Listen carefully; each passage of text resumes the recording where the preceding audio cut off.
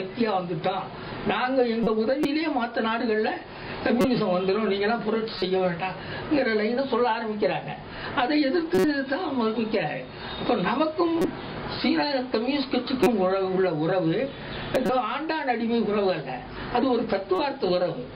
புரியுங்களா? நம்ம அந்த தத்துவார்த்த நிலையை தான் ஆதரிக்கிறோமே தவிர சீனாவுக்கு சீனா அரசாங்கத்துக்கு நம்ம நாட்டை காட்டி கொடுக்குற வேலையெல்லாம் நாங்கள் செய்யவும் இல்லை, அந்த அவசியமும் யாருக்கும் கிடையாது.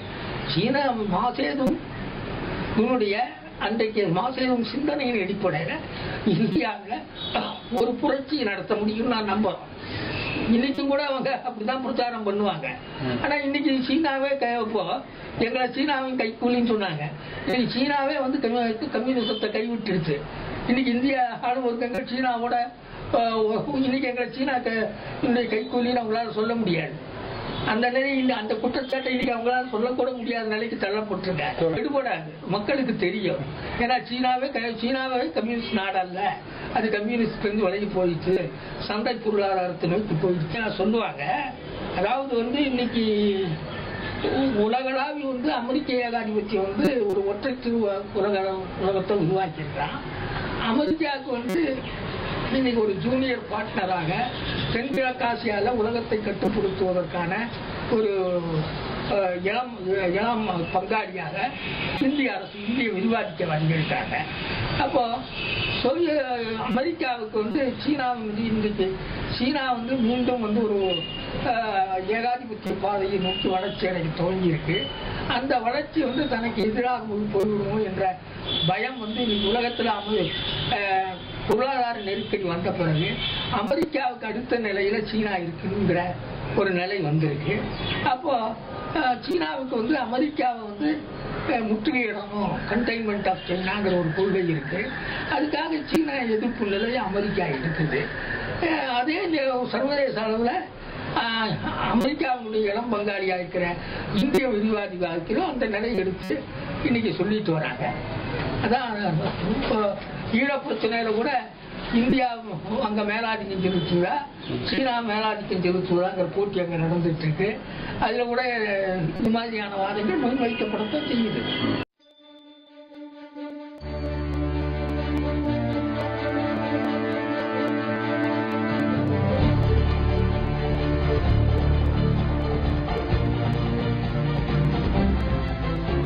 இல்லையா? அந்த சமயத்தில் நடந்த பத்திரிகைகள் அந்த சமயத்தில் நடந்த எழுச்சிகள் பற்றி அந்த நாங்களெல்லாம் மார்க்சிஸ்ட் கட்சியிலிருந்து வெளியேற்றப்பதற்கு பிறகு அந்த தமிழ்நாடு புரட்சியாளர் ஒருங்கிணைப்பு குழு அமைக்கப்படுகிறது. அந்த புரட்சியாளர் ஒருங்கிணைப்பு குழு வந்து முதல்ல வந்து அகில இந்திய புரட்சியாளர் ஒருங்கிணைப்பு குழுவினுடைய பிரகடனத்தை வந்து தமிழாக்கம் செய்து தமிழ்நாட்டில் வெளியிடுறோம். மாவட்டங்கள் தோறும் கிளைகள் அமைக்கப்படுது. அப்போ வந்து ஆரம்ப நிலையில வந்து நம்ம கிட்ட ஒரு வலிமையான தொழிற்சங்கம் இருக்கு. அதாவது ஆவடி அம்பத்தூர் பகுதிகளில் கிருஷ்ணமூர்த்தி மேயர் கிருஷ்ணமூர்த்தி தலைமையிலையும் ஏஎம்கே டெய்லர் போன்றவர்கள் தலைமையில ஏராளமான தொழிற்சங்கங்களும் பல்லாயிரக்கணக்கான தொழிலாளர்களும் நம்ம கிட்ட இருக்காங்க. 1964 அங்க வேகமான ரொம்ப போர்க்குணம் உள்ள தொழிலாளி போராட்டங்கள்லாம் அங்க நடந்துட்டு இருக்கு. அந்த போராட்டங்களுக்கெல்லாம் தலைமை கொடுத்த தோழர்களாக அவங்க இருந்தாங்க. அப்போ அப்படிப்பட்ட ஒரு மிகப்பெரிய தொழிற்சங்க பின்னணி சென்னை ஆவடி அம்பத்தூர் பகுதியில் இருக்கு. அதே மாதிரி கோவையில அப்பு தலைமையில கீதா கண்ணாக்குட்டி ஆகியோர் தலைமையில ஒரு பலமான மின் தொழிலாளர் சங்கம், அந்த 12,000க்கு மேற்பட்ட மின் தொழிலாளர்கள் உறுப்பினராக இருக்கிற சங்கங்கள், பல சங்கங்கள்லாம் நம்ம கிட்ட இருக்குது. அதே மாதிரி பெண்ணாடம் பகுதியில அருணா சங்கரை ஆலை போன்ற இடங்கள்ல புலவர் தலைமையில் இருந்த தொழிற்சங்கங்கள், விவசாய சங்கங்கள் இருந்தது. அதே மாதிரி மதுரையிலையும் வந்து தொழிலாளர் சில தொழிற்சங்கங்கள் நடந்தது. மாணவர்கள் வந்து பெரும்பாலான சிபிஐ பெரும்பாலான மாணவர்கள் வந்து நம்ம பக்கம் வந்துட்டாங்க. கணேசன், அன்னைக்கு இருந்த தமிழ்வாணன், தமிழரசன், பல பேர் வந்து ராகவன், இப்படி பல மாணவர்கள் வந்து அன்னைக்கு வந்து மாணவர் இயக்கம், பல மாணவர்கள் சிபிஎம் மாணவர் பிரிவு உடஞ்சி நம்ம கிட்ட வந்தது. இப்படி ஒரு பலமான வெகுஜன அடிப்படையில் தான் நம்ம பயணத்தை இங்க வந்து இந்திய கம்யூனிஸ்ட் கட்சி மார்க்சிஸ்ட் லெனினிஸ்ட் துவங்குது. தொழிலாளர்கள் பின்னணி இருக்கு, விவசாய சங்கங்கள் இருக்கு, மாணவர் சங்கங்கள் இருக்கு. அந்த நேரத்தில் வந்து கோயம்புத்தூர்ல இருந்து புதிய தலைமுறைங்கிற பத்திரிகை வந்து துவக்கப்பட்டது. அந்த புதிய தலைமுறைங்கிற பத்திரிகை வந்து ஒரு கலை இலக்கிய பண்பாட்டு இதழாக வெளிவந்தது. அதை வந்து அன்னைக்கு வந்து ஞானி, ராஜதுரை, சத்தியமங்கலம் நாகராஜன், நஞ்சப்பன் ஒருத்தர் வந்தார், வெங்கட்ராமன் ஒருத்தர் வந்தார். இவங்கெல்லாம் சேர்ந்து கொண்டு வர்றாங்க. அதில் சில கட்டுரைகள் சென்னையிலிருந்து நாங்கள் எழுதி அனுப்புவோம். அவங்க அந்த இதழை கொண்டு வராங்க. அந்த இதழ் வந்து ஒரு மிகப்பெரிய பரபரப்பையும் எழுச்சியும் உண்டாக்கு. எல்லாரும் அதை விரும்பி பார்க்கிறாங்க. அது ஒரு புதிய சிந்தனையை, அந்த கட்டுரை வந்து ஒரு புரட்சிகரமான அரசியல், அதன் அடிப்படையிலான கதை இலக்கிய படைப்புகள். நான் கூட அதில் ஒரு ஜீவ மூச்சுன்னு ஒரு கதை எழுதுறேன். இப்போ பிடிச்சா அது சிறுகதையாக திருட்டு சொல்ல முடியாது. ஆனால் அந்த கதை அன்றைக்கு பெருசாக பேசப்பட்டது. இப்போதான் புதுசாக நாம் இறங்கணும் கலை இலக்கிய துறையில். இப்போ அந்த புதிய தலைமுறை என்பது ஒரு வேகமான வீச்சை உண்டாகும். அதே நேரத்தில் வந்து சென்னையில் வந்து தொழிலாளர்களுக்கு வந்து அரசியலை போதிப்பதற்காக நாம் வந்து அப்போ வந்து பொது உடைமைங்கிற பத்திரிகை ஆரம்பிக்கிறோம். ஆரம்பத்தில் குச்சேலரை கௌரவ ஆசிரியாகவும் என்ன ஆசிரியாகவும் இருந்தது. அதில் கணேசன் கூட இயற்கையலை பற்றிய தொடர்ந்து பின்னாடத்தில் தியாகியான கணேசன் கூட இயற்கையலை பற்றிய கட்டுரைகளால் பின்னாடி அது வந்து புரட்சி பண்பாட்டு இயக்கத்தால் ஒரு புத்தகமாக கூட வெளிவந்தது. அது மாதிரி தொழிலாளர்களுக்கு நக்சல் பாரி அரசியல அப்போ ஸ்ரீகாகுளம் போராட்டம் பிரம்மாண்டமாக ஆந்திராவில் நடந்துச்சது. அந்த ஸ்ரீகாகுளம் போராட்டத்தினுடைய செய்திகள், அங்கே தியாகியான தோழருடைய வரலாறு, இதெல்லாம் வந்து அந்த பத்திரிகையில் எழுதினாங்க. அது தொழிலாளர்கள் பற்றியில் ஒரு மிகப்பெரிய எழுச்சியை உண்டாக்கிடுச்சு. அந்த சூழலில் தான் வந்து கட்சியினுடைய பத்திரிகையாக முதல்ல புரட்சி கனல் என்ற பெயராலும் புரட்சி புயல் என்ற பெயராலும் மாறி மாறி அப்பு அவர்கள் வந்து கோவையிலிருந்து பத்திரிகை கொண்டு வர. அந்த பத்திரிகை வந்து அரசியல் பத்திரிகையாகவும் தொழிலாளர்கள் பத்திரிகையாக பொது உடைமையும் கலை இலக்கிய பத்திரிகையாக புதிய தலைமுறை, இப்படி பல பத்திரிகைகள் வருது. ஒரு மாஸ் எழுச்சியோட இந்த இயக்கம் தனது பயணத்தை தொடர்ந்தது. அந்த நேரத்தில் தான் இது சார்புகின்றார் அழித்தொழிப்புங்கிற அரசியலை முன்வைக்கிறார். இந்த அழித்தொழிப்பு அரசியல் வந்தவுடனே அப்போ வந்து வெளிப்படையான இயக்கங்கள் எதுவும் தேவையில்லை, சட்டப்படியான இயக்கங்கள் எதுவும் தேவையில்லை, நகரப்புற வேலைகள் எதுவும் தேவையில்லை, பத்திரிகைகள் எதுவும் தேவையில்லை, எல்லாம் கிராமங்களுக்கு போகணும். ஒரே போராட்ட வடிவம் என்பது அழித்தொழிப்பும் தான். யார் கொடுமையான நிலப்பிரபுக்களோ, யார் கந்து வெட்டிக்கு விடுறாங்களோ, யார் கோயில் சொத்துக்களை அபகரிக்கிறாங்களோ, கிராமத்தில் இருக்கிற ஏழை தலித் விவசாய பெண்களை எல்லாம் யார் கற்பழிக்கிறாங்களோ, இப்படிப்பட்ட கொடுமையான கிராமப்புற ஆதிக்க சக்திகளை, நிலப்பிரபுக்களை அழித்தொழிக்கிறதுதான் நம்முடைய பணி. இதுதான் ஆரம்ப புள்ளி. இங்கிருந்து தான் புரட்சியை துவக்கணும். எல்லாரும் கிராமங்களுக்கு போகணும். நகரப்புற வேலைகள், பத்திரிகை வேலைகள், தொழிற்சங்க வேலைகள் எல்லாவற்றையும் நிறுத்திடணும் என்ற பாதை முன்வைக்கப்படும். இதன் அடிப்படையில் எல்லா வேலையும் நின்று போகுது. எல்லாரும் கிராமப்புறங்களுக்கு பகுதி பகுதியாக பிரித்து அனுப்புறாங்க. புரியுதுங்களா? அதில் வந்து கோயம்புத்தூர், கன்னியாகுமரி போன்ற பகுதிகளுக்கு தோழர் அப்புவை பொறுப்பாக்கி அனுப்புகிறாங்க. தஞ்சை பகுதிக்கு வந்து தோழர் ஏஎம்கே போகிறாரு. தர்மபுரி சேலம் பகுதிக்கு என்ன அனுப்புகிறாங்க. தென்னார்காடு பகுதிக்கு தோழர் பெரிய பெருமாள் போகிறாரு. மதுரை ராமநாதபுரம் போன்ற பகுதிகளுக்கு தோழர் பிவிஎஸ் போகிறாரு. இப்படி எல்லாரும் போய் கிராமப்புறங்களில் அனிலேஷன் ஆரம்பிக்கிற பணியை, அழித்தொழிப்பு பணியை செய்கிற பணி. உங்களுக்கு அதில் அப்பே உடன்பாடு இருந்தது அந்த கருத்துக்கள்ல? முதல்ல வந்து அதாவது திடீரென்று அந்த கருத்து வந்து அவர் சொல்லும்போது திடீரென்று வந்து நெய்வேலிக்கு சாரு மஜும்தார் வராரு. சாரு மஜும்தார்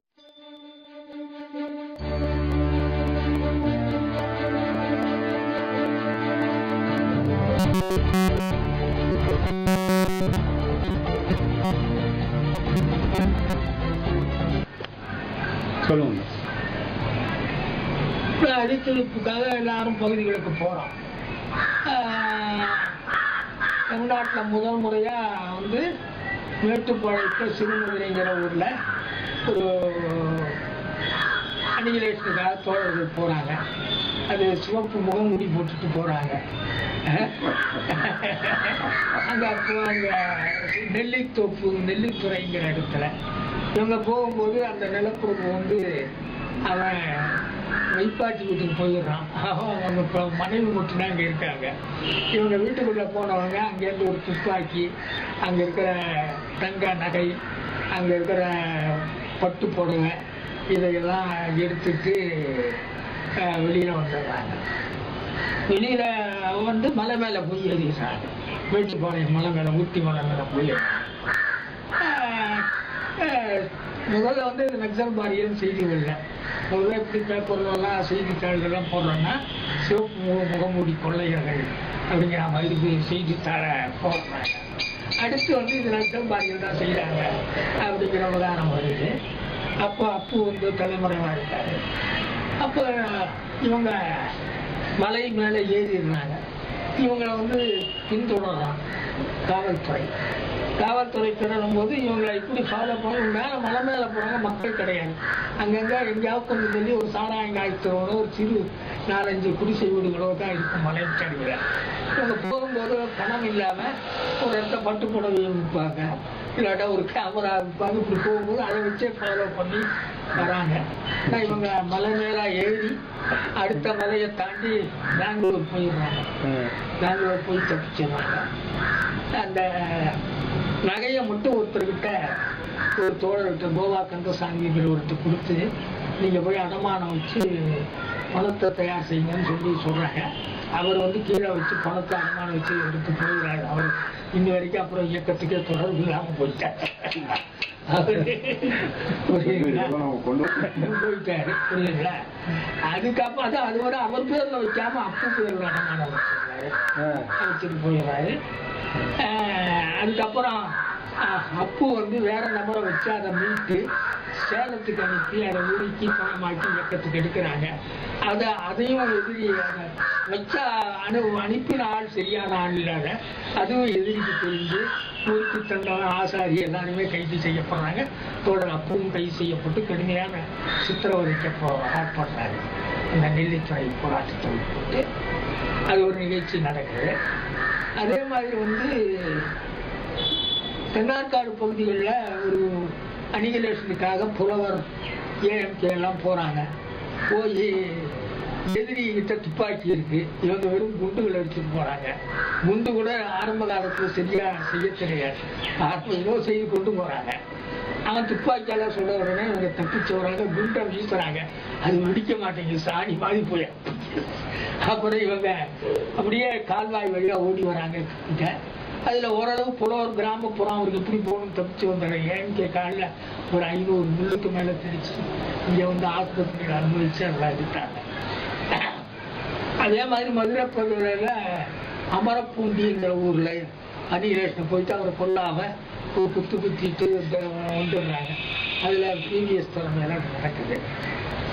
தருமபுரி சேலம் பகுதியில நாம போய் போறோம். பல குழுக்களை அமைக்கிறோம். மூவ் ஆக மாட்டேங்குது, நகரவே மாட்டேங்கிறாங்க. அந்த சூழ்நிலையில தான் வந்து நான் வந்து அப்புவை பார்க்க போறேன். என்னை வந்து புலவர் ஆதி தான் கூட்டிட்டு போறேன். அப்பு அங்க இருந்தாரு. அப்போட வாதிக்கும் போது நான் சொன்னேன், இது இந்த பாதை முன்னேறி என்னுடைய மாவட்டங்கள்ல முன்னேறி போக மாட்டேங்குது. ஆரம்பத்துல வந்த தோழர்கள் எல்லாம் பின்னடைவுக்கு ஆளானாங்க. 300 தொடர்புகள் இருந்தது, இப்ப 6 தொடர்புகளுக்கு மேல இல்லை. எல்லாரும் பயப்படுவாங்க கொடுப்பாங்க அப்படிங்கிறதெல்லாம் சொன்னேன். அவர் வந்து ரொம்ப கராரா, நீ அனிகிலேஷன் பண்ணிட்டு வந்து நான் தான் இனிமேல் உங்களை பேசுவேன், அது வரைக்கும் உங்களோட பேச மாட்டேன் ரத்தத்தில் கை வைத்து வந்தால்தான் நான் புரட்சியாளராக வைத்துக்கொண்டேன். என்ன ஸ்லோகன் அது? எதிரியின் ரத்தத்தில் கை வைக்காவிட்டால் அவன் புரட்சியாளன் அல்ல அப்படிங்கிற நிலை சொல்றேன். எனக்கு ரொம்ப சோர்வான நிலை. யார் சொல்ற? அது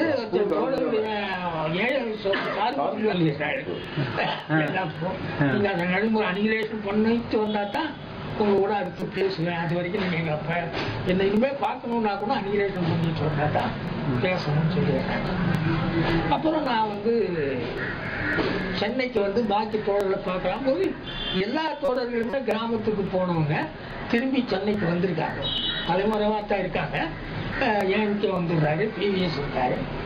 எல்லாரும் சந்தித்து பேசும்போது இந்த அனிகிலேஷனை வந்து மறுசிந்தனை செய்யணும் அப்படிங்கிற ஒரு நிலைப்பாட்டை தான் எல்லாரும் எடுக்கிறாங்க. ஏன் சுத்தமா அனிகிலேஷனே தப்புன்னு தான் சொல்றாங்க பிவிஎஸ் கிட்ட. பிவிஎஸ் ஏன்கே வந்து அது வந்து அதே ஒரே போராட்ட முடியுமா சொல்லக்கூடாது, அதை வேணா ஒரு போராட்ட முடியுமா எடுத்துக்கலாம் தான் சொல்றாங்க. இந்த நிலையில வந்து பல பேர் கைது செய்யப்படுறாங்க. அனிகிலேஷன்ல பங்கு பெற்றவங்க. ஸ்தாபனம் வந்து ஒரு அளவு பின்னடைவுக்கு ஆளாயிருக்கு. புரியுதுங்களா? ஆத்தூர் பகுதியில தான் வந்து போய் சில குழுக்களை அமைச்சோம். அந்த குழுக்களை அமைக்கும் போதே ஆரம்பத்துல பல பிரச்சனைகளை எதிர்க்க நிகழ்ச்சி. அதாவது நான் போன போது அங்க 3 குழுக்களை அமைக்கிறாங்க. 3 குழுக்கள். அதுல வந்து ஒரு குழு வந்து சிபிஎம்ல இருக்கிற எம்எல் ஆதரவாளர்கள், நக்சல்வாதி இயக்க ஆதரவாளர்கள். ஒரு குழு வந்து சிபிஐல இருக்கிற நக்சல்வாதி ஆதரவாளர்கள். இன்னொரு குழு வந்து சமூக விரோத நடவடிக்கைகள் இருக்காங்க, ஆனா நக்சல்வாதி இயக்கத்தை ஆதரிக்கிறாங்க. இப்படிப்பட்ட குழுக்கள் தான் ஆகுது. புரியுதா? நான் போய் வந்து நான் வந்து உட்கார்ந்து ஒரு குழு ஆரம்பிச்சு, இந்தியா என்பது அரைக்கால் நாடு, இங்க வந்து மக்கள் ஜனநாயக புரட்சின்னு சொல்லி வகுப்பெடுக்க ஆரம்பிச்சா, இதெல்லாம் 40 வருஷம் ஆச்சு வகுப்பெடுத்து பேசி பேசி கட்டு போட்டு என்ன செய்யணும்னு சொல்லி வகுப்பு எடுக்கிற வேலையெல்லாம் வேண்டாம் அப்படின்னு தடுத்து சொல்ற உணர்வு தான் அணிகளுக்கு இருக்கு. மார்க்சியமெல்லாம் போதிக்கிறேன். என்ன செய்யணும், யாரு டார்கெட், யாரை அட்டாக் பண்ணலாம் அப்படின்னு சொல்லி சொல்றாங்க. அதுல வந்து சிபிஐல இருந்து வந்தவங்களை கொண்ட குழுல என்ன சொன்னாங்கன்னா, நான் சொன்னேன் இந்த மாதிரி நடவடிக்கைக்கு போச்சுன்னா எல்லாரும் தலைமறைவா போயிடும், குடும்பத்தை விட்டு வெளியில வந்துடும் அப்படிங்கிற நிலைப்பாட்டை சொல்லும் போது அவங்க எங்களையே தேட போறாங்க. நாங்க சிபிஐல தானே இருக்கோம், நாங்க அனிகிலேஷன் பண்ணிட்டு வந்துருவோம், நாங்க சிபிஎம்ல இருந்து அதையே கண்டிச்சு கூட்டம் போட்டுட்டு இருக்கோம், எங்களை யார் கட்டிட்டு போறா அப்படிங்கிறாங்க. சிபிஎம்ல இருக்கிறவங்க அதே மாதிரி சொல்றாங்க. அப்புறம் அந்த சமூக விரோதிகள் இருக்கிற குழு என்ன சொல்றாங்கன்னா, முதல் நடவடிக்கைக்கு போனா அந்த நடவடிக்கையில கிடைக்கிற நகை பொருள் எல்லாம் எடுத்து நாங்க எங்க குடும்ப விஷயத்தையெல்லாம் செட்டில் பண்ணிட்டு எடுத்துட்டு அடுத்த கட்டமா நாங்க வரோம் அப்படிங்கிற மாதிரியில வைக்கிறாங்க. புரியுதுங்களா? இது வந்து எனக்கு புது பிரச்சனைகளை பிரச்சனைகள் வரும்போது என்ன செய்யறதுன்னு நமக்கு தெரியல. அப்புறம் அப்படியும் ஒரு குழு வந்து நடவடிக்கைக்கு போறதாக சொல்லி ராத்திரி 12 மணிக்கு நீங்க வந்து ஆத்தூர் ரயில்வே ஸ்டேஷன்ல நில்லுங்க, நாங்க நடவடிக்கைக்கு போறோம், நடவடிக்கைக்கு போயிட்டு அந்த பெட்டியை கொண்டு வந்து உங்ககிட்ட கொடுப்போம், நீங்க கட்சியில சேர்த்துடணும்னு சொல்லுவாங்க. அப்போ வந்து ஆத்தூரெல்லாம் ரொம்ப குக்கிராமம் மாதிரி இருக்கும், வளர்ச்சி எல்லாம் கிடையாது. அந்த ஸ்டேஷன்ல போய் ராத்திரி 12 மணிக்கு நான் பாட்டுக்கு நின்றுட்டு இருக்கேன், நடமாட்டமே கிடையாது, பேய் மனம் மாதிரி இருக்காது. எல்லாரும் ஏன் இவங்க மட்டும் நிக்கிறாங்க, என்ன பாக்குறாங்க இந்த ஸ்டேஷன் மாஸ்டர் அவங்கெல்லாம். அப்படியே அங்க இருந்தேன். கடைசியில வந்து நாங்க சரியா ஆய்வு செய்யல. நாங்க போகும்போது அந்த வீட்டுல எல்லாம் தெருவுல படுத்துட்டு இருந்தாங்க, நாய் குலைச்சது, நாங்க வந்துட்டோம், அதனால நடவடிக்கைக்கு போகலன்னு வந்துட்டாங்க. அவங்க சொல்லிட்டு போயிட்டாங்க. என் கையில பணம் கூட இல்லை. ராத்திரி 12 மணிக்கு அம்பவும் நிக்கிறேன் நான் ரயில்வே ஸ்டேஷன்ல. அப்புறம் இறங்கி ரோட்லயே நடந்து வந்து சேலத்தை தூக்கி நடந்துட்டே வந்திருந்தேன். ஆத்தூர் டு சேலம் பாதி ஒரு 7-8 கிலோமீட்டர் நடந்து வந்த அப்புறம் ஒரு இடத்துல ஒரு லாரிக்காரங்கிட்ட காசு இல்லை, என்ன கொண்டு சேலத்துல வந்து சொல்லி அவன் மனம் இறங்கி என்ன சேலத்துல விட்டான். அப்படி வந்து சேலம் வந்து சேர்ந்தேன். அதுக்கப்புறம் தான் சென்னைக்கு வந்தேன். சென்னைக்கு வந்தா தான் இவங்கெல்லாம் இந்த அனுபவங்கள்லாம் சொன்னாங்க. உடனே மாநில கமிட்டியை கூட்டணும் அப்படிங்கிற ஒரு நிலைப்பாடு ஏற்படுது. மாநில கமிட்டியை கூட்டணும் போது அப்போ நெல்லித்துறை வழக்குல இவர் கைதியாகி சிறையில் இருக்கார். யாரு? அப்பு. அதனால வந்து அப்பு இல்லாம மாநில குழுவை கூட்ட முடியாதுன்னு சொல்லிடுறாரு சாதனை. வேற யார் மேலும் எனக்கு நம்பிக்கை இல்லை, அப்பு வச்சுதான் நான் வந்து மாநில குழு தான் வந்து நாம வந்து அப்புவை வெயில் எடுக்கிற பிணையில் எடுக்கிற வேலையெல்லாம் செய்து அவரை பிணையில் எடுத்து அப்புறம் வந்து அந்த நேரத்துல மாநில குழு கூட்டம். அந்த கோர்ட் நடவடிக்கைகள் எல்லாம் ஈடுபடக்கூடாது, கோர்ட்ல வந்து பேசக்கூடாது, அதெல்லாம் எப்ப நடக்குது? அப்பதானே.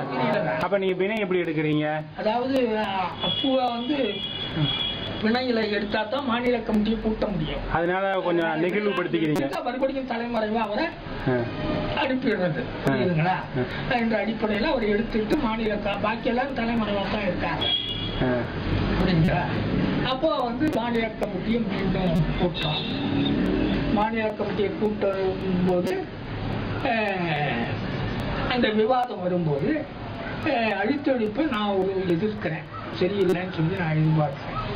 அழித்தொழிப்பு தான் சரின்னு சொல்லி பாக்கி எல்லாரும் யார் யார் முதல்ல என்கிட்ட தனிப்பட்ட முறையில் பேசும்போது ஒப்புக்கொண்டாங்களோ அவங்க கூட பல்ட்டி அடிச்சு அனிகிலேஷன் தான் சரிங்கிற மாதிரி டிவிஎஸ் எல்லாம் பேச ஆரம்பிச்சிடுறாங்க, ஏஎம்கேயும் பேச ஆரம்பிச்சிடுறாரு. அப்போ நான் சொன்னேன் எனக்கு இதை உடன்பாடு இல்லை, அதனால நான் மாநில கமிட்டியிலேருந்து நான் விலகி வெளியே இருக்கேன் அப்படின்னு சொல்லி சொல்றேன். விலகி அப்போ என்ன சொன்னாங்கன்னா, நீ வந்து பத்திரிகை நடத்தி இதை எழுதணும்னு சொல்றாங்க. ஏற்கனவே பத்திரிகையெல்லாம் வேண்டான்னு முடிவெடுத்திருக்கோம். இந்த செயல்முறைக்கு பத்திரிகை ஓப்பன் பத்திரிகையில் எப்படி எழுத முடியும்? ஒன்று வந்து முதல்ல இந்த நடைமுறையில கருத்து வேறுபாடோட நான் எப்படி நம்பிக்கையோட என்னுடைய பேனால நான் முரண்பட்ட நிலை இருந்து எழுத முடியும்? அதனால நான் முடியாது, நான் கொஞ்ச நாள் வெளியில இருக்கேன், நான் இந்த பிறகு உங்க மேல நம்பிக்கை இருக்கு, ஆனா இதுல இருந்து படிப்பினை பெற்றுக்கொண்டு நீங்க திரும்பி விடுவீங்க, ஏன்னா உண்மையான புரட்சியாளர்களாக உங்களை கண்டுறேன் அப்படின்னு சொல்லி கொஞ்சம் மாநில கமிட்டியிலேருந்து வெளியில வந்து உட்கார முடியும் வீட்டுல. அந்த சூழல்ல அவங்க அந்த நிலைப்பாட்டை தொடர்றாங்க.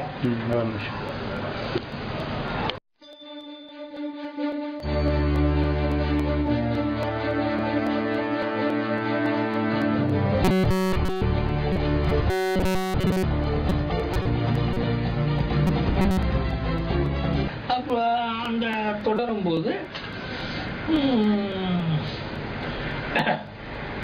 நான் கொஞ்ச நாள் சிறு நாள் சென்னையில இருக்கேன்.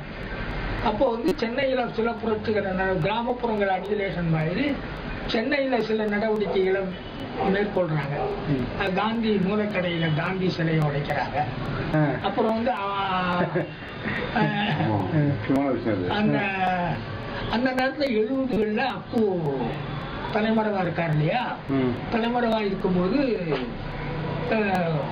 உடுமலையில வந்து கொடுமையான ஒரு நிலப்பிரபு ராமசாமி கவுண்டர், அவரு சென்னையில இருந்த ஏதோ ஒரு போலீஸ் கமிஷனுடைய உறவினர், மிகப்பெரிய கொடுமையான நிலப்பிரபு. அவங்கள வந்து அங்க இருக்கிற ஒரு கொரில்லா குழு வந்து அவரை போய் அனிகிலேட் பண்றாங்க. அனிகிலேட் பண்ணும்போது அதுல வந்து ஒரு வக்கீலா இருக்காங்க, கிருஷ்ணசாமி பஞ்சலிங்கம் சொல்லி, அவங்க சென்னை ஹைகோர்ட்ல இருக்காங்க. அவங்க நெஞ்சப்பண்ண ஒரு தோழர், கந்தசாமி தோழர், கந்தசாமி இன்னும் சில தோழர்கள் போய் கொள்றாங்க. கொல்லும் போது என்னன்னா அவன் பயங்கரமான உருவம் உள்ள தோழர், இவங்க போய் கத்தியில குத்திடுறாங்க. கடைசியில அந்த கந்தசாமிக்கு வந்து ஒரு செத்து போயிட்டாரான்னு சந்தேகம், மறுபடியும் 2 குத்து குத்தலான்னு வந்து குத்தும் போது அவன் அப்படியே அந்த கட்டி பிடிச்சிடறான். மரணம் பிடிம்பாங்கல்ல, விளக்க முடியாத அப்படி இருக்குமாங்க. அதுல அவர் ஸ்பாட்லயே அரெஸ்ட் ஆகிறார். பாக்கி இருக்கிறப்ப பின்னாடி கைதி ஆகிறாங்க. அந்த இதுல வந்து போலீஸ் வந்து கடுமையாக அப்புவை தேடுறாங்க, அப்புவை கொண்டுறதுங்கிற முடிவுக்கு வராங்க. இந்த சூழ்நிலையில வேலூர்ல ஒரு பொது விடுதியில தங்கி இருக்கும்போது அங்க ஒரு வீடு தொழிலாளினால காட்டி கொடுத்து அவர் கைது செய்யப்பட்டு கொல்லப்பட்டார். இதை கண்டிச்சு சென்னையில அண்ணா நகர்ல விடியற் காலையில ஒரு பஸ் நிறுத்தி எல்லாரையும் இறக்கி வச்சு தீ வச்சு பஸ்ஸை கொளுத்தி அது நிகழ்ச்சி நடக்குது. அதே மாதிரி வந்து கருணாநிதி நகர் துவங்குறாங்க சென்னை. அந்த பேப்பலகையை வந்து விடி வச்சு தகர்க்கிறதுன்னு சொல்லி அது இந்த மாதிரியான சில நிகழ்ச்சிகள் நடக்குது. அதுல ஒரு விஷயம் என்னன்னா, அந்த நேரத்துல நான் வந்து என்ன செய்யறதுங்கிற கேள்விக்குரிய முன்னாடி இருந்து நான் வந்து உட்காந்துருந்தேன். அப்போ வந்து இந்த தோழர்கள் எல்லாம் வந்து என்ன செய்வாங்க, இப்படி குழுவை கூட்டி முடிவு செய்திருவாங்க. முடிவு செய்துட்டு வந்து நேரம் எங்கிட்ட வந்து இது காந்தி சிலையை உடைக்கலாமா, சரிதானா அந்த முடிவுன்னு கேட்பாங்க. அப்போ வந்து நான் வந்து தப்புன்னு சொன்னேன்னா கட்சி விரோத நடவடிக்கை ஆயிடும், சரின்னு சொன்னா தவறான வழிகாட்டுதல் ஆயிடும். என்ன செய்யறதுங்கிற கேள்வி இருக்குது. அப்போ நான் சொன்னேன் வந்து தத்துவ கோட்பாட்டு அளவுல மட்டும் நான் சொல்றேன். மாவோவை பொறுத்த வரைக்கும் அரசியல் அதிகாரத்துக்கு தான் ஆயுதத்தை பயன்படுத்த சொல்லியிருக்காரு தவிர தத்துவ போராட்டங்களுக்கு ஆயுதத்தை பயன்படுத்த சொல்லி சொல்லவில்லை. அவர்தான் கோட்பாட்டு அளவுல சொல்ல முடியும். இது மாதிரியான அப்ப அந்த நெருக்கடி எனக்கு ஏற்படுது. தோழர்கள் வருவாங்க. ரெண்டாவது வந்து அப்போ வந்து வைத்திலி சிவராமன் வந்து ஒரு பத்திரிகை நடத்துறாங்க. அந்த பத்திரிகையில வந்து இஎம்எஸ் வந்து ஒரு கட்டுரை எழுத, அந்த கட்டுரையில வந்து என்ன சொல்றாங்கன்னா, சிபிஎம்எல்லுக்கு எந்த தத்துவார்த்த புரியலோ அடிப்படையோ கிடையாது, யார் எதிரி நண்பன் கூட தெரியாது, ஒட்டுமொத்தமா எல்லா முதலாளிகளையும் எதிரின்னு பார்ப்பாங்க. எதிரிகள் முகாம்கள் வந்து ஏகபோக முதலாளி, தேசிய முதலாளி பிரிவினை இருக்கிறதெல்லாம் கூட அவங்களுக்கு தெரியாது அப்படிங்கிற மாதிரி ஒரு ஒட்டுமொத்தமா ஒரு கட்டுரை எழுதுறேன். இந்த கட்டுரையை வந்து கண்டிச்சு நான் ஒரு கட்டுரை, அவர்கள் இஎம்எஸ் கண்டிச்சு அந்த பத்திரிகைக்கு நான் ஒரு கட்டுரை எழுதுறேன். அதுல வந்து இந்த மாதிரி நான் வந்து நீங்க சிபிஎம்எல்லுக்கு தத்துவார்த்த புரிதல் இல்லைன்னு சொல்றது தப்பு, அது வந்து எதிரி யார் நண்பன் யாருங்கிறது தெளிவா வரையறுச்சிருக்கு. இந்தியாவில் இருக்கிற பெரும் முதலாளிகளும் கழக முதலாளித்துவம் தான், தேசிய முதலாளித்துவம் இருக்கு, தேசிய முதலாளி வர்க்கத்தை அணிதிரட்டிக்கணும்னு சொல்லுது.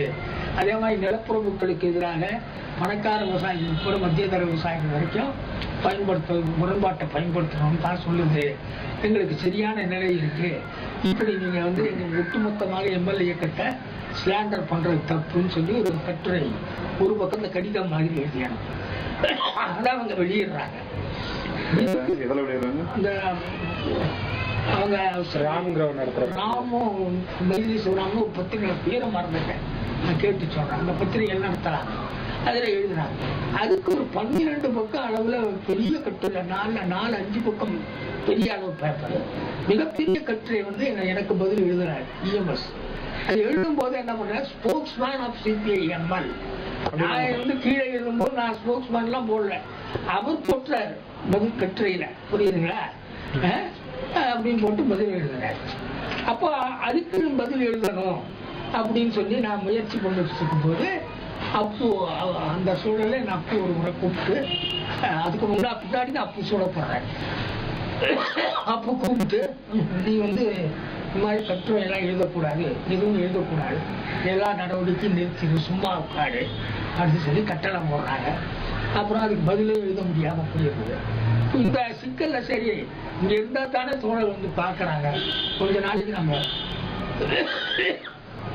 கொஞ்ச நாள் இங்க இருந்து நம்ம பிறந்தவங்க போயிருப்போம்னு சொல்லி இங்க இருந்து கோபிக்கு போய் ஒரு 6 மாத காலம் இருக்காங்க.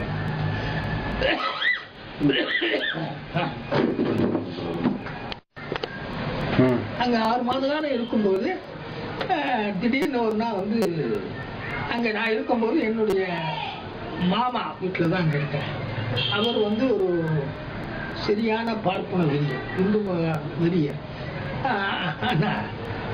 அவர் ஹோட்டல் தொழில் நடத்துறாரு, நான் அங்க இருந்துட்டு இருப்பேன். அப்போ வந்து தமிழ்நாடு விவசாய சங்க போராட்டம் நடக்குது. இவரை வந்து போலீஸ் அச்சுறுத்தாங்க, இவர் ஏன் வச்சிருக்கீங்க,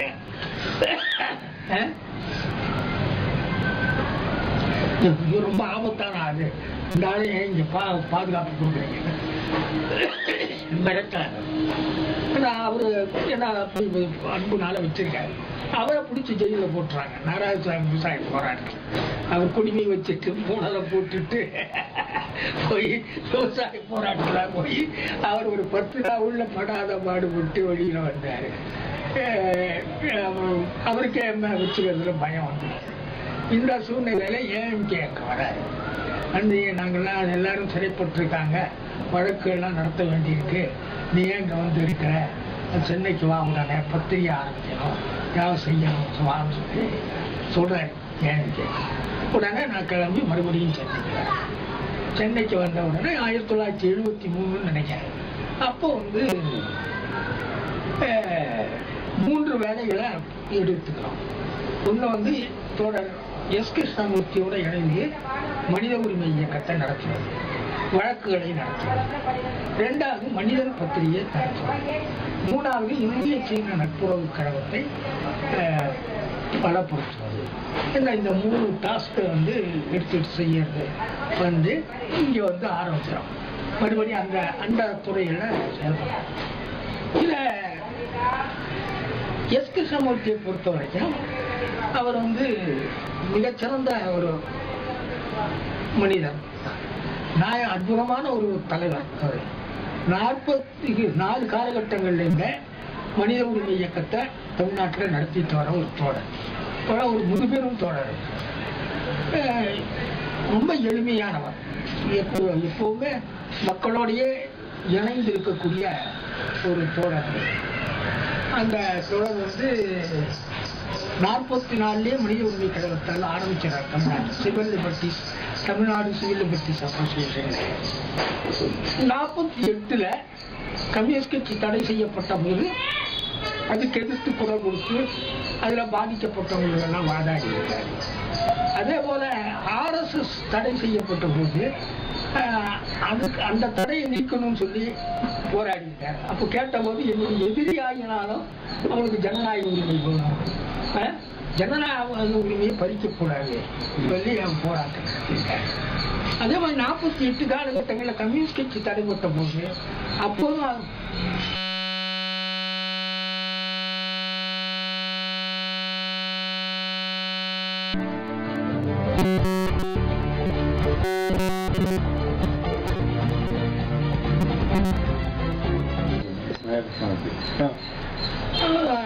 RSS தடை செய்யப்பட்ட போது கூட குரல் கொடுக்கிறாரு.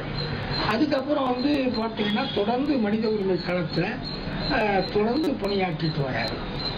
48 கம்யூனிஸ்ட் கட்சி தடைப்பட்ட போது மனித உரிமை இயக்கங்களை நடத்துறாரு.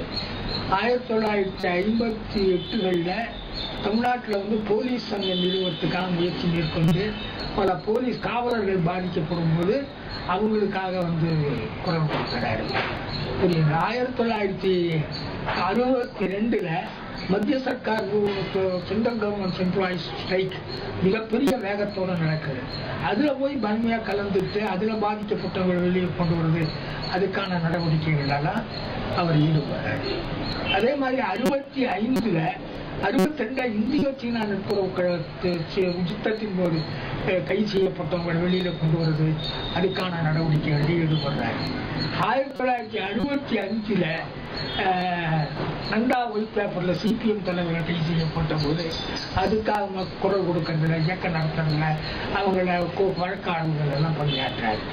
அதுக்கு பிறகு 1967க்கு பிறகு அவர் உறுதியான நக்சல்வாதி ஆதரவாளராக மாறினார். அவர் வந்து கம்யூனிஸ்ட் கட்சியிலேயே தொடர்ந்து பயணம் பண்ணி வந்திருக்காரு. ஒன்றுபட்ட கம்யூனிஸ்ட் கட்சியில CPMல தொடர்ந்து பணியாற்றிட்டு வந்திருக்காரு. தொழிற்சங்க இயக்கத்துல 1940களிலிருந்து 44களிலிருந்து பல தமிழ்நாட்டில சென்னையில அவர் இல்லாத தொழிற்சங்கமே கிடையாது. அது ஹோட்டல் தொழிலாளர் சங்கமா இருந்தாலும் சரி, அல்லது பஸ் தொழிலாளர் சங்கம், டிரான்ஸ்போர்ட் யூனியனா இருந்தாலும் சரி, எல்லா தொழிற்சங்கத்துக்கும் அவர் தலைவராக இருந்திருக்கார். அவர் கலந்து கொள்ளாத தொழிற்சங்க போராட்டங்களே இல்லைன்னு சொல்லலாம்.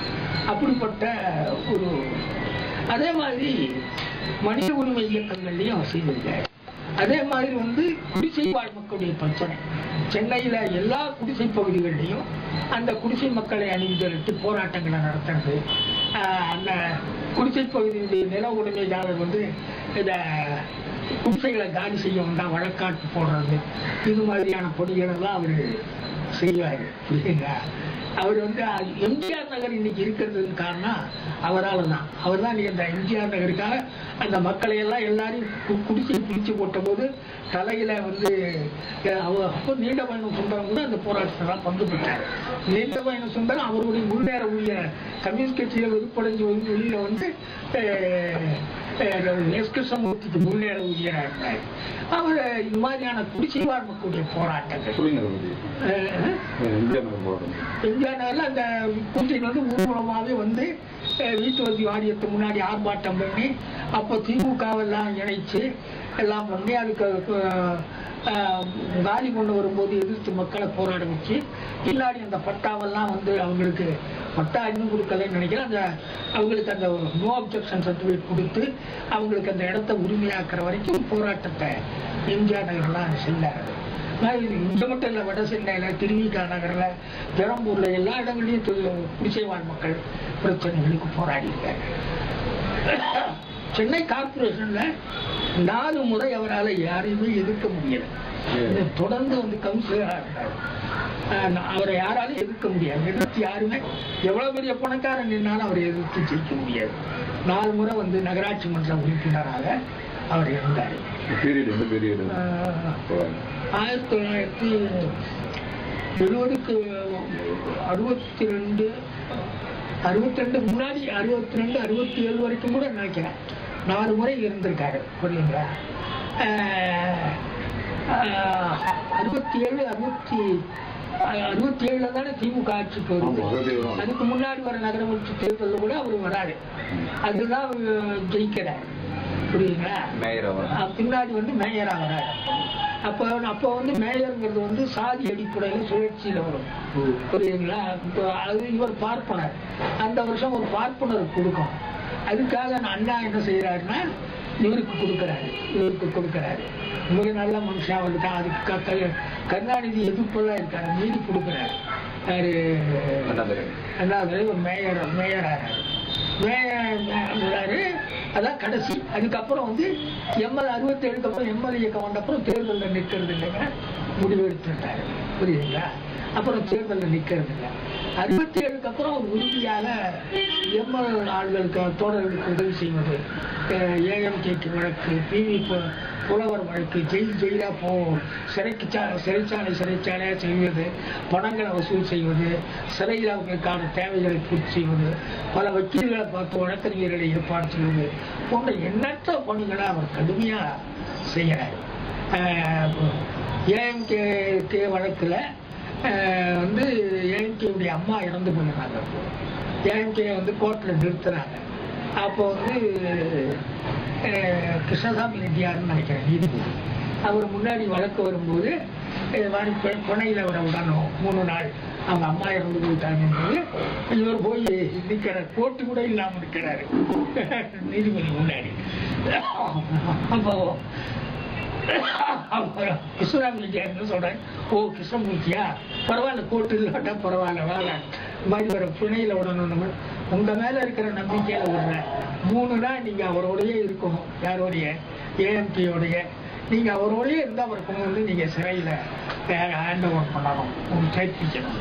3 நாள் அவரை போலீஸ் வேன்ல அங்கேயே போய் அவரோடய இருந்து கொண்டு வந்து விடுறாரு. அது மாதிரி எல்லாராலும் மதிக்கப்படக்கூடிய, அண்ணாவால எல்லாராலும் மதிக்கப்படக்கூடிய மேயரா இருக்கும்போது கூட அவருக்கு கரைபடாத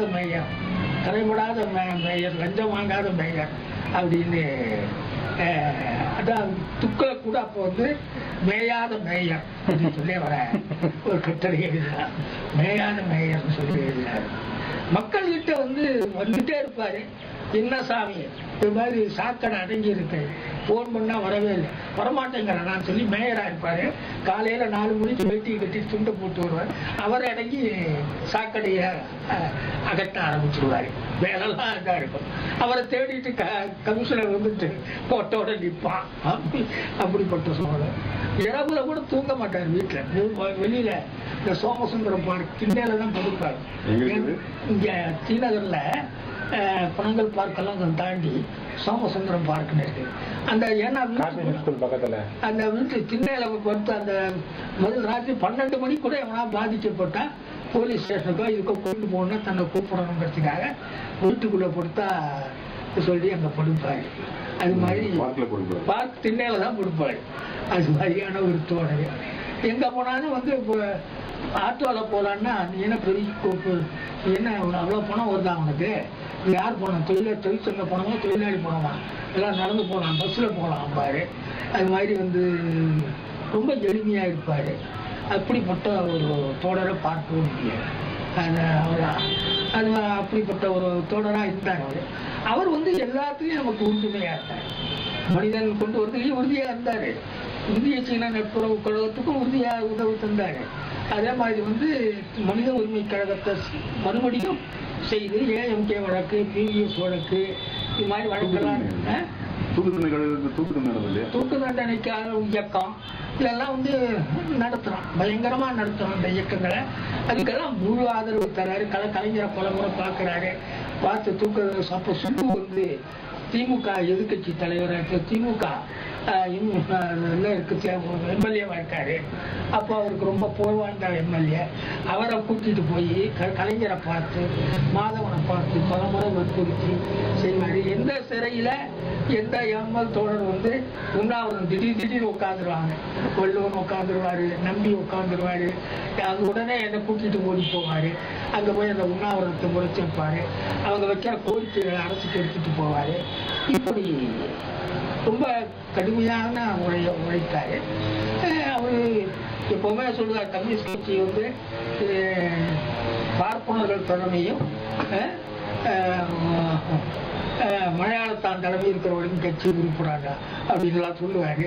எப்பவும் எல்லா கட்சியை சார்ந்தவர்களும் அவர் பின்னாடி போயிடுவாங்க. சாதாரண மக்கள் வந்து கட்சி வரம்பெல்லாம் மாறி அவர் பின்னாடி இருப்பாங்க. இப்படிப்பட்ட இயல்புகளை அப்படி இருக்கும்போதுதான் கடைசியில வந்து சிறையில் இருக்கிறவங்களுக்காக பணமெல்லாம் வசூல் பண்ணுறாரு. வசூல் பண்ணி ஒரு 2000-3000 ரூபா பேங்க்ல போட்டுருக்கோம். அன்னைக்கு தான் நான் அவரை பார்த்துட்டு வரேன். அது வரும்போது வீட்டுக்கு வந்தோடனே அவர் திடீர்னு பெராலிட்டிக் ஸ்ட்ரோக் வந்தது. கைகால் எடுத்து படுத்திருக்காரு, வாயெல்லாம் கோடிருக்கு. அப்போதான் எமர்ஜென்சி டிக்ளரேஷன் புரியுங்களா? அந்த எமர்ஜென்சி டிக்ளரேஷனான கட்டம் அவரால் எமர்ஜென்சியை ஜீரணிக்க முடியல. அதுவே அவருக்கு ஒரு பெரிய அழுத்தக்க மன அழுத்தத்தை கொடுத்துருது. அப்போ வந்து நான் போய் அவரை பார்க்க போறேன். கையை ஆட்டாட்டேன், நான் எடுப்பேன். நான் வந்து மனைவி கிட்ட டாக்டா பேசவும் முடியல. அப்புறம் வந்து என்னன்னு கேட்டால் அந்த பேங்க்ல இருக்கிற பணத்தை செக் எழுதி கையில் கொடுத்துட்டு தான் மரணம் அடையணும்னு நினைக்கிறார் போல. அந்த கடைசி கட்டத்தில் கூட அந்த இது செய்யாமல் கொண்டு மருத்துவமனை அட்மிட் பண்ணி அவர் இறந்து போயிடுறார். அப்போ அதுக்கு அடுத்த அவர் இறந்ததை ஒட்டி சென்னை கோர்ட்டில் அப்போ வந்து இந்த பஸ் எடுப்பு